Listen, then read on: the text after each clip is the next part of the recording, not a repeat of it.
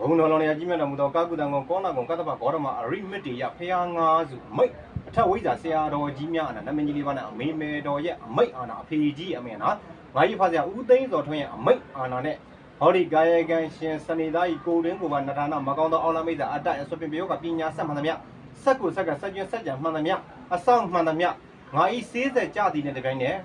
ချက်ချင်းမီးလောင်ပြကြဇာပနာကြီးဆက်ကြဝလာတိုင်းအပြောတော့လွတ်ထွက်စေဘယ်ဟာငါဆိုမထောက်ကြဆရာတော်ကြီးများနဲ့နမကြီးလေးပါနဲ့မေမေတော်ရဲ့အမေနဲ့ဖေကြီးရဲ့အမေနဲ့ငါဆရာနာတီစေငါစေးနဲ့တကူမခံစီရဟဲ့မူလာ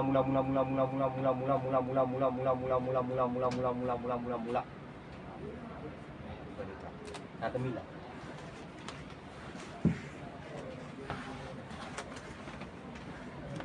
ဘုရုနော်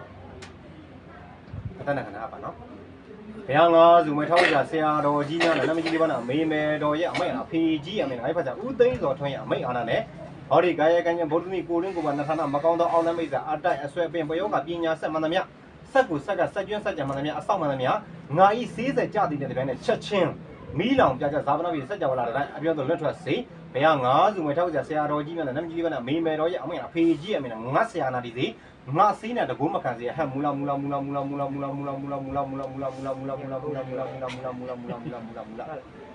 အဲ့လိုလေးဆရာစိတ်ထဲမှာဘယ်လိုခံစားရလဲစိတ်ပေါက်လို့ရလား